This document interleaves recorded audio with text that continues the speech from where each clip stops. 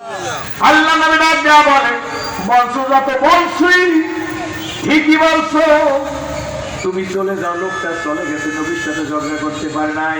এই ঘটনা আমি 42 বছর আগে আমি বাংলা মিডিয়ামে ইসলাম কবুল করার আগে 8-4টা বই পড়ছি। এর মধ্যে একটা বইয়ের নাম আখলাকুন নবী সাল্লাল্লাহু আলাইহি ওয়াসাল্লাম। এই বইয়ের মধ্যে আমি পড়ছি আল্লাহ নবী তো ওই লোকটা এসে বলে, তুমি বড় কালো। নবী উত্তর দিয়ে দেশে চলে গেছে। আমি নিজে নিজে চিন্তা করছি অমুসলিম অবস্থায়, নবী তো কালো না।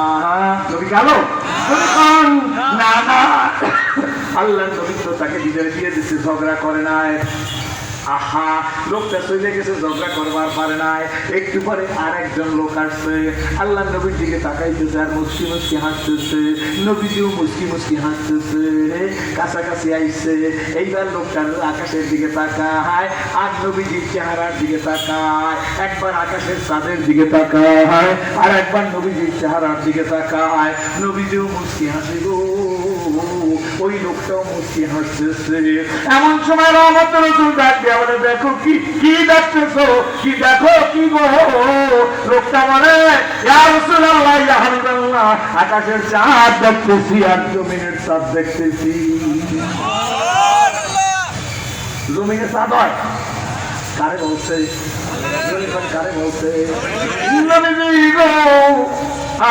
আকাশের চাঁদ দেখতেছি আর জমিনের চাঁদ দেখতেছি। নবীজিও মুচকি হাস দিছে। নবীর চাঁদ বলছে কারে? নবীজিকে। আল্লাহ নবী ডাক দেয়া বলে, বলো গো, দুই চাঁদের মধ্যে ডিফারেন্স কি? কি তো মিস করলা? যে লোকটার কাছে জিজ্ঞেস করছে ওই লোকটার নাম আপনারা বলবেন, আমি বলবো না। উনি হইল নবীদের পরে প্রথম গোল্ডেন এ প্লাস পাওয়া মানুষ, খায়রুন নাসে বাদাল আম্বিয়ায় আবু বকর সিদ্দিক রাদিয়াল্লাহু তাআলা আনহু। নবীদের পরে প্রথম সোনার মানুষ আবু বকর সিদ্দিক। জোরে কোন সুবহানাল্লাহ। ও নবীজি, নবীজিটা হাত দিয়ে আমার কি দেখতেছ? নবীজি গো, আকাশের চাঁদ দেখতেছি আর জমিনের চাঁদ দেখতেছি। আল্লাহ নবী বলে, দুই চাঁদের মধ্যে ডিফারেন্স কি, পার্থক্য কি?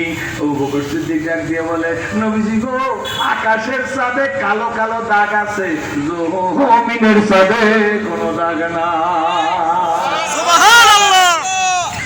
আনন্দ আসু